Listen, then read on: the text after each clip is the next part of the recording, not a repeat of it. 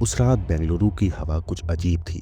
ना ज्यादा ठंडी ना ज्यादा गर्म, लेकिन उसके सन्नाटे में कुछ ऐसा छिपा था जो चीखना चाहता था। कुछ ऐसा जो सांस लेना चाहता था लेकिन ले नहीं पाया। एक छोटा सा घर, शहर की भीड़ से थोड़ा हटकर, बेंगलुरु के हुलिमाऊ थाने क्षेत्र में स्थित एक किराए का मकान।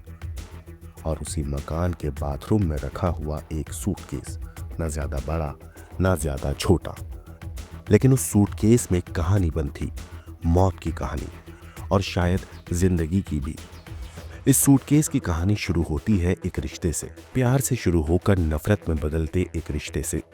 गौरी और राकेश, महाराष्ट्र के दो नौजवान, पहले लिव इन फिर शादी में बंधे और आखिरकार एक हत्या में। लेकिन सवाल ये नहीं कि राकेश ने गौरी को मारा, सवाल ये है कि गौरी कब मरी, कैसे मरी, और क्या वो उस वक्त जिंदा थी जब उसे सूटकेस में डाला गया था।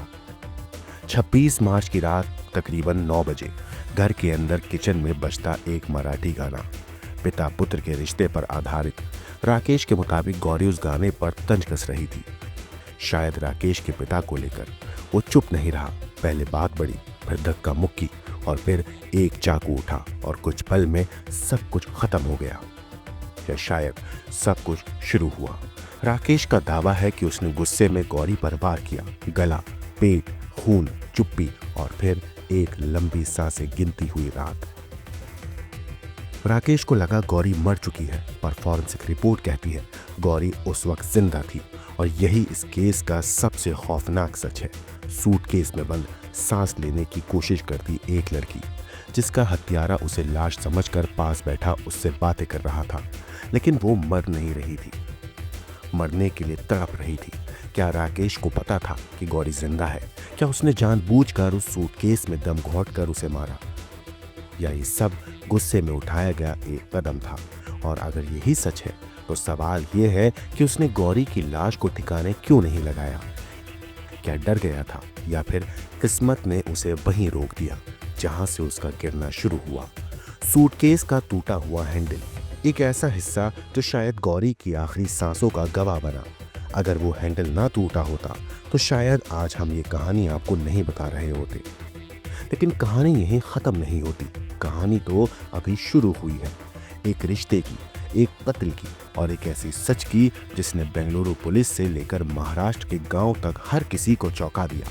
क्योंकि इस कहानी में कातिल ने कत्ल की खबर खुद दी थी। उसने फोन उठाया और कहा, मैंने उसे मार डाला। अब सवाल यह है कि अगर कातिल इतना बेखौफ था तो वो भागा क्यों? अगर मर्डर गुस्से में किया तो फिर खुद को जहर क्यों दिया? और अगर ये सब एक हादसा था तो फिर ये साजिश क्यों लग रही है? इस कहानी के पर्दे के पीछे क्या है? कौन है असली दोषी? क्या राकेश सच बोल रहा है, या फिर ये भी उसी एक्टिंग का हिस्सा है जिससे एक मासूम का दम घोट दिया गया? ये जानने के लिए आपको देखनी होगी ये पूरी कहानी, जहां एक सूटकेस सिर्फ एक सामान नहीं, एक मौत का मुख गवाह, एक मौत का गवाह भी बन गया है। ये है द गौरी मर्डर फाइल, सच्चाई का वो पन्ना जो खून से लिखा गया था। दरअसल बेंगलुरु की एक ठंडी रात, तारीख थी 26 मार्च। शहर की रफ्तार थोड़ी थमी थी, लेकिन एक फ्लैट के अंदर ऐसा तूफान उठा था जिसने सब कुछ तहस नहस कर दिया। राकेश खेड़कर और गौरी सांभरेकर दोनों महाराष्ट्र के एक ही कस्बे से थे। रिश्ते में ममेरे फुफेरे भाई बहन लगते थे, साथ में बड़े हुए, प्यार हुआ, घर वालों की मर्जी के खिलाफ जाकर शादी की। 4 साल का लिव इन फिर शादी। किसी बॉलीवुड फिल्म की तरह, पर हकीकत की जिंदगी फिल्म जैसी नहीं होती। प्यार की जगह अब कड़वाहट ने ले ली थी। मुंबई से बेंगलुरु शिफ्ट हुए मुश्किल से 2 महीने ही हुए थे। राकेश एक सॉफ्टवेयर कंपनी में काम करता था, और गौरी जो मास कम्युनिकेशन की पढ़ाई कर चुकी थी, नौकरी की तलाश में जूझ रही थी।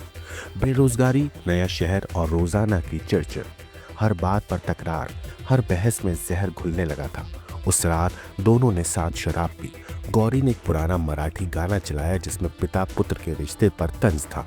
राकेश को लगा कि गौरी उसके पिता का मजाक उड़ा रही है। बात बढ़ी, बहस छिड़ी, और फिर अचानक सब कुछ धुंधला हो गया।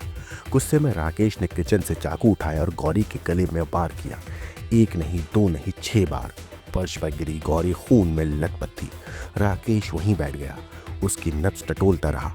उसे मरा हुआ समझा, लेकिन कहानी अभी यहीं खत्म नहीं हुई। गौरी अभी जिंदा थी। राकेश ने उसे लाश समझकर उसे एक बड़े से सूटकेस में ठूस दिया और बाथरूम की तरफ खींचने लगा, लेकिन जैसे किस्मत को यह मंजूर नहीं था, सूटकेस का हैंडल टूट गया।